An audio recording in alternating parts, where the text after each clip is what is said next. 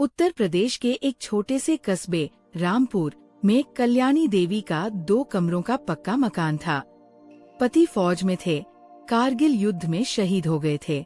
तब बेटा रोहन महज 4 साल का था। कल्याणी ने अपनी जवानी, अपने शौक, अपना सब कुछ उस व्हाइट साड़ी में लपेटकर संदूक में बंद कर दिया और अपना पूरा जीवन रोहन के नाम कर दिया।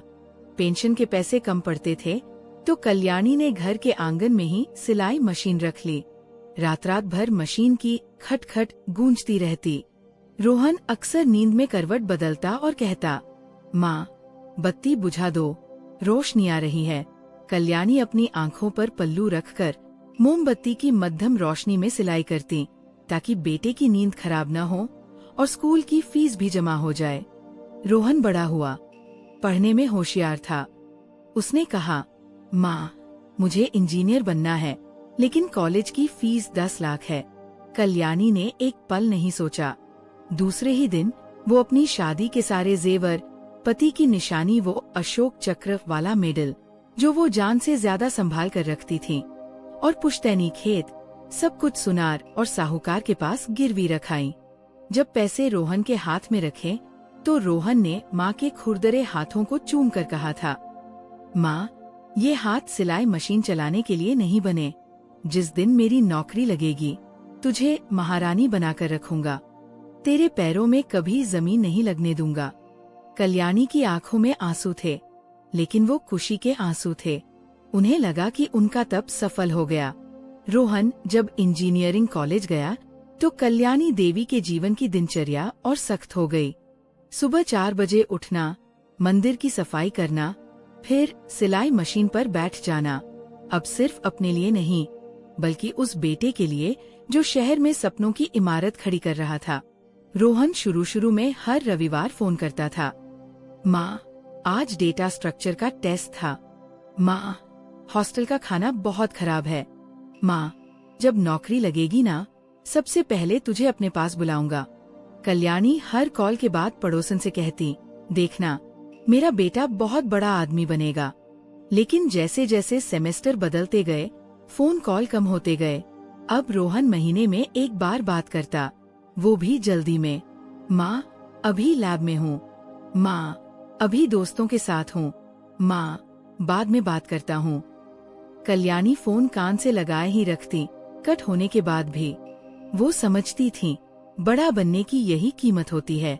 फीस, किताबें, लैपटॉप, प्रोजेक्ट, हर जरूरत के लिए कल्याणी कभी साहूकार के पास गई, कभी जेवर छुड़वाने। वो अपने लिए दवा लेना टाल देती, लेकिन बेटे की जरूरत कभी नहीं। 4 साल बाद जब रोहन की पहली नौकरी लगी, उसने सिर्फ इतना कहा, माँ, पैकेज अच्छा है, अब टेंशन मत लेना। उस रात कल्याणी ने पहली बार चैन की नींद ली। उन्हें लगा, अब जिंदगी ने उनका कर्ज चुका दिया। 5 साल बीत गए। रोहन अब बैंगलोर में एक बड़ी सॉफ्टवेयर कंपनी में मैनेजर बन गया था। वहाँ उसने अपनी पसंद की लड़की श्रेया से शादी कर ली। कल्याणी को शादी की खबर फोन पर मिली थी। दिल में थोड़ी कसक थी कि बेटे के सेहरे को नहीं देख पाई, लेकिन फिर भी खुश थी कि बेटा सेटल हो गया।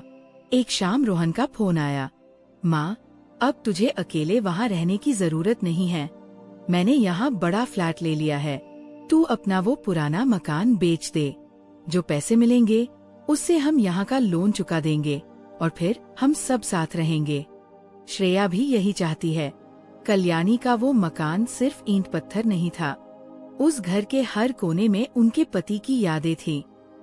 तुलसी का चौरा, वो नीम का पेड़ जिसे रोहन के जन्म पर लगाया था। लेकिन बेटे के साथ रहने का मोह सब पर भारी पड़ गया। कल्याणी ने मकान बेच दिया। 60 लाख रुपए मिले। वो सारे पैसे लेकर वो बैंगलोर पहुंच गई। एयरपोर्ट पर रोहन और श्रेया उन्हें लेने आए। श्रेया ने झुककर पैर छुए, लेकिन कल्याणी ने महसूस किया कि श्रेया की नाक पर रुमाल रखा था। शायद कल्याणी के कपड़ों से आ रही गाव की गंध उसे पसंद नहीं आई। गाड़ी में बैठते ही रोहन ने कहा, माँ, चेक ले आया हूँ, कल ही बैंक में जमा कर देंगे। कल्याणी ने मुस्कुराकर चेक रोहन के हाथ में रख दिया। सब तेरा ही तो है बेटा। बैंगलोर का वो 3 BHK फ्लैट किसी महल से कम नहीं था, लेकिन उस महल में कल्याणी के हिस्से आया किचन से सटा हुआ स्टोर रूम। श्रेया ने मीठी छुरी बनकर कहा, मम्मी जी, बाकी दोनों कमरे तो हमारे और गेस्ट के लिए हैं। आपको तो पूजा पाठ करना होता है। ये छोटा कमरा शांत रहेगा और किचन पास है तो आपको पानी वानी लेने में भी आसानी होगी। कल्याणी ने कोई शिकायत नहीं की। उन्हें लगा शहर में जगह की कमी होगी। शुरुआत के कुछ महीने ठीक बीते, लेकिन धीरे धीरे रंग बदलने लगे। कल्याणी को सुबह 5 बजे उठने की आदत थी। वो उठकर पूजा करती और घंटी बजाती। एक दिन श्रेया गुस्से में कमरे से बाहर आई। मम्मी जी, क्या शोर मचा रखा है? हमारी नींद खराब होती है। भगवान मन में भी तो याद किए जा सकते हैं। ये घंटी बजाना बंद कीजिए। कल्याणी सहम गई। अगले दिन से उन्होंने घंटी बजाना बंद कर दिया। मुख पूजा शुरू हो गई। फिर खाने की बारी आई। डाइनिंग टेबल पर रोहन और श्रेया अलग तरह का खाना खाते, पास्ता, सलाद, सूप। कल्याणी के लिए रात की बची हुई रोटी या खिचड़ी रख दी जाती। रोहन अपनी माँ से पूछता भी नहीं था, माँ तूने क्या खाया? वो बस अपनी पत्नी और मोबाइल में व्यस्त रहता। कल्याणी को सिलाई की आदत थी। एक दिन वो अपने फटे हुए ब्लाउज को सुई धागे से सिल रही थी। श्रेया की सहेलियां आई हुई थी। एक सहेली ने देख लिया और हंस पड़ी। ओ गॉड श्रेया, तुम्हारी सासू माँ कितनी कंजूस है। तुम लोग इतना कमाते हो और ये कपड़े रफू कर रही हैं। श्रेया का चेहरा लाल हो गया। मेहमानों के जाने के बाद श्रेया ने कल्याणी के हाथ से वो ब्लाउज छीना और डस्टबिन में फेंक दिया। आप हमारी नाक कटवाने पर क्यों तुली हैं? अगर कोई देखेगा तो क्या सोचेगा कि हम आपको कपड़े नहीं देते? कमरे के अंदर रहा कीजिए जब मेरे गेस्ट आए। उस दिन कल्याणी पहली बार बाथरूम में नल चलाकर बहुत रोई, ताकि सिसकियों की आवाज बाहर न जाए। 1 साल बाद घर में एक नन्ही परी आई, आराध्या। कल्याणी का सूखा जीवन फिर से हरा हो गया। उन्हें लगा कि अब तो उन्हें पोती को खिलाने का मौका मिलेगा, लेकिन उन्हें दादीस का दर्जा नहीं बल्कि फुल टाइम आया नैनी की जिम्मेदारी दी गई। बच्ची के डायपर बदलने से लेकर उसे सुलाने, उसकी मालिश करने तक सब कल्याणी करती। लेकिन जैसे ही रोहन ऑफिस से आता, श्रेया बच्ची को गोद में ले लेती और कल्याणी को किचन में भेज देती। मम्मी जी, चाय बना लाओ। कल्याणी सब सहती रही, क्योंकि वो आराध्या से बहुत प्यार करती थी। लेकिन हद तो तब हो गई जब आराध्या 3 साल की हुई। कल्याणी उसे लोरी सुना रही थी, चंदा मामा दूर के। श्रेया दौड़कर आई और बच्ची को छीन लिया। प्लीज मम्मी जी, ये देहाती लोरियां मत सुनाइए। इसे इंग्लिश स्कूल में जाना है। इसका एक्सेंट नराब हो जाएगा। आप इसे बस खाना खिलाया करो, बातें मत किया करो। कल्याणी का कलेजा मुंह को आ गया। जिस जुबान से उन्होंने अपने बेटे को अफसर बनाया, आज वही जुबान उनकी पोती के लिए देहाती और खराब हो गई थी। रोहन का जन्मदिन था। घर पर एक बड़ी पार्टी रखी गई थी। रोहन के बॉस और सहकर्मी आए हुए थे। श्रेया ने कल्याणी से कहा, मम्मी जी, आज आप वो अपनी बनारसी साड़ी मत पहनना, बहुत ओल्ड फैशन लगती है। और हाँ, प्लीज सर्वेंट क्वार्टर वाले बाथरूम का इस्तेमाल करना, गेस्ट वॉशरूम यूज करेंगे। कल्याणी चुपचाप अपने छोटे कमरे में बैठी रही। बाहर केक कटने की आवाज आई, तालियां बजी। किसी ने उन्हें नहीं बुलाया। प्यास लगी तो कल्याणी धीरे धीरे किचन की तरफ गई। तभी रोहन के बॉस की नजर उन पर पड़ी। अरे रोहन, ये कौन है? तुमने बताया नहीं तुम्हारे घर में कोई बुजुर्ग भी है? रोहन हड़बड़ा गया। उसे अपनी माँ को माँ कहने में शर्म आ रही थी, क्योंकि कल्याणी साधारण सूती साड़ी में थी और बाल सफेद थे। नशे में धुत रोहन के मुंह से निकला, अरे सर, वो हमारी दूर की रिश्तेदार है। गांव में अकेली थी तो हमने सोचा यहाँ रख लेते हैं, घर का थोड़ा काम भी देख लेती है। किचन के दरवाजे पर खड़ी कल्याणी के कानों में ये शब्द पिघले हुए शीशे की तरह गिरे। दूर की रिश्तेदार, काम देख लेती है। वो माँ जिसने अपनी जवानी की सिलाई मशीन चलाकर इसकी तकदीर लिखी, आज वो नौकरानी से भी बदतर हो गई। कल्याणी के हाथ से पानी का गिलास छूट गया। छन की आवाज से सन्नाटा छा गया। श्रेया चिल्लाई, दिखता नहीं है? अब ये कांच कौन साफ करेगा? इस बुघिया ने जीना हराम कर रखा है। रोहन बॉस के सामने शर्मिंदा होकर माँ पर ही बरस पड़ा। माँ, तुम अंदर क्यों नहीं बैठती? क्यों तमाशा करती हो सबके सामने? जाओ अपने कमरे में। कल्याणी ने टूटे हुए कांच को नहीं, अपने टूटे हुए आत्मसम्मान को देखा। उस रात उन्होंने एक शब्द नहीं कहा। वो अपने कमरे में गईं, दरवाजा बंद किया, लेकिन उस रात वो रोई नहीं। उस रात कल्याणी देवी की ममता की मृत्यु हो गई। अगली सुबह जब रोहन और श्रेया सोकर उठे तो घर में अजीब सी शांति थी। हमेशा की तरह चाय टेबल पर नहीं थी। रोहन झुंझलाते हुए माँ के कमरे की तरफ गया। माँ, 9 बज गए, चाय नहीं बनी अभी तक? दरवाजा खुला था, कमरा खाली था, बिस्तर करीने से लगा था, टेबल पर एक लिफाफा रखा था। रोहन ने लिफाफा खोला। अंदर एक चिट्ठी थी और 500 रुपए के कुछ पुराने नोट, कुल 2000 रुपए। रोहन, कल रात मुझे पता चला कि मैं तेरी माँ नहीं, एक दूर की रिश्तेदार हूँ। गलती तेरी नहीं, मेरी है। मैंने शायद तुझे बड़ा आदमी बनाने के चक्कर में इंसान बनाना भुला दिया। तूने मेरे मकान के 60 लाख रुपए लिए थे, वो रख ले। मैं उसे तेरी परवरिश की फीस मानकर माफ करती हूँ।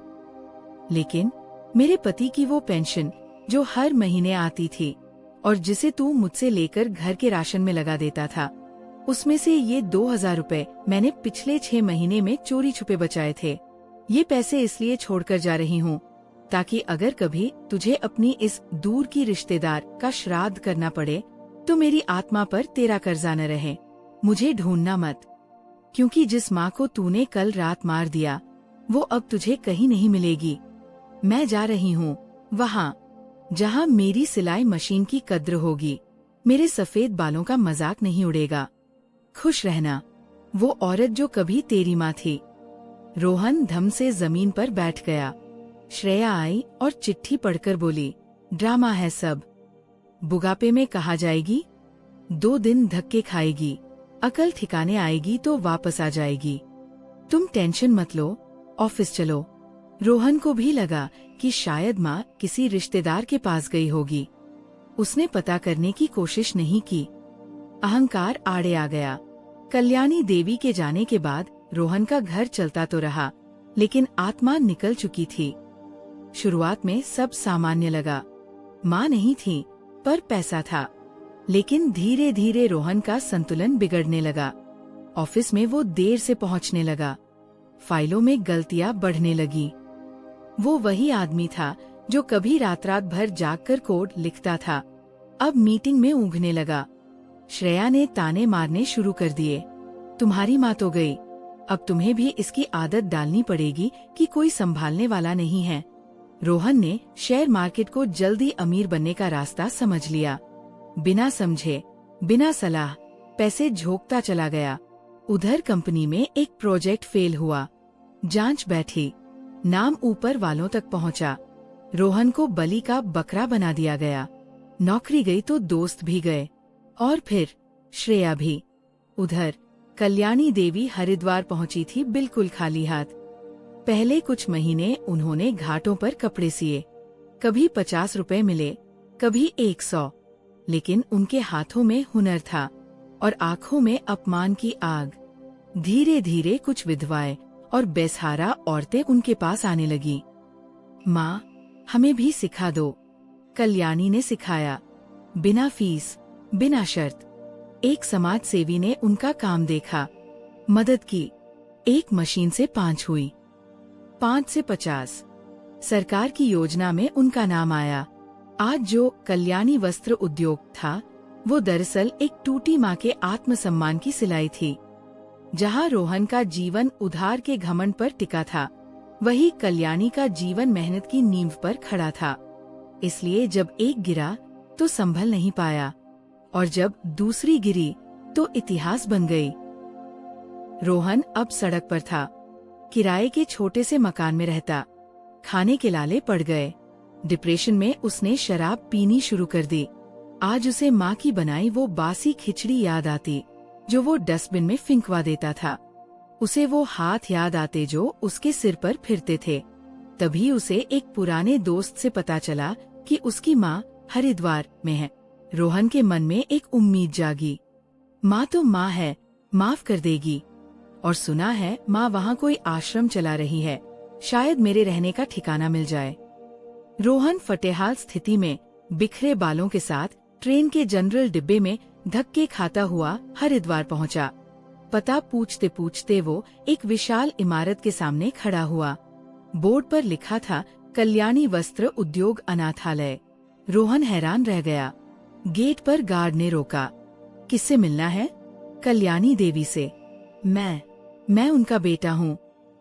थोड़ी देर बाद उसे अंदर बुलाया गया। अंदर सैकड़ों महिलाएं सिलाई मशीनों पर काम कर रही थी। बड़े बड़े ट्रकों में कपड़े लोड हो रहे थे और सामने एक बड़े ऑफिस में कल्याणी देवी बैठी थी। वही सफेद साड़ी, लेकिन चेहरे पर वो बेबसी नहीं थी। एक तेज था, एक अधिकार था। वो अब किसी की आयात नहीं, बल्कि 500 औरतों की अन्नदाता थी।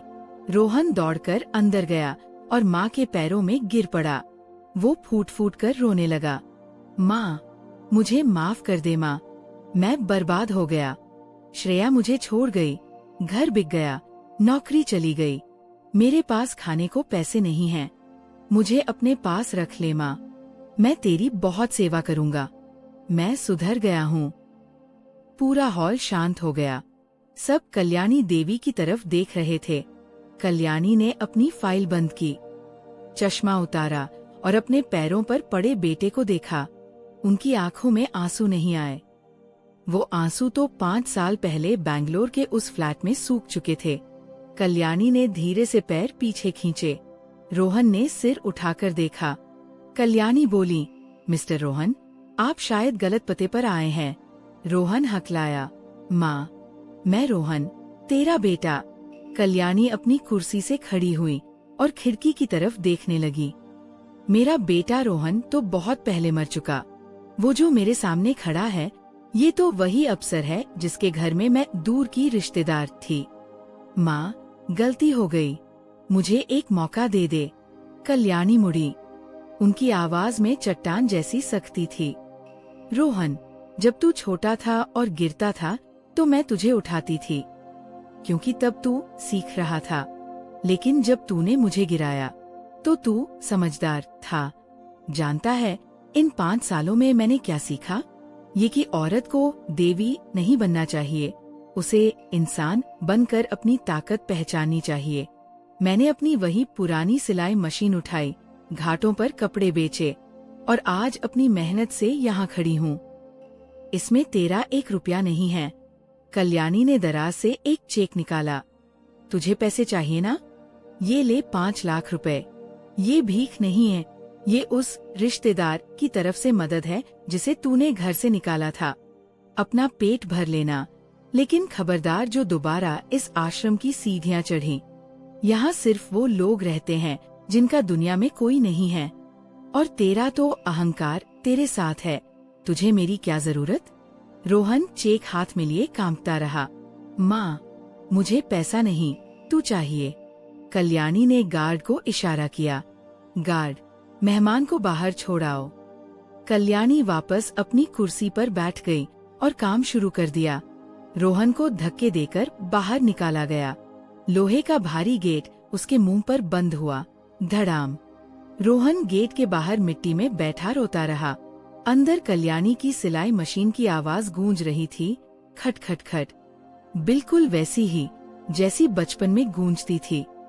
फर्क सिर्फ इतना था कि तब वो आवाज बेटे का भविष्य बनाने के लिए थी और आज वो आवाज बेटे को ये बताने के लिए थी कि जब माँ का आंचल फटता है तो उसे सिला जा सकता है, लेकिन जब माँ का भरोसा फटता है तो दुनिया का कोई धागा उसे रफू नहीं कर सकता। रोहन के हाथ में 5 लाख का चेक तो था, लेकिन वो दुनिया का सबसे गरीब इंसान था। क्योंकि उसके सिर से वो हाथ उठ चुका था, जो भगवान के आशीर्वाद से भी बड़ा होता है।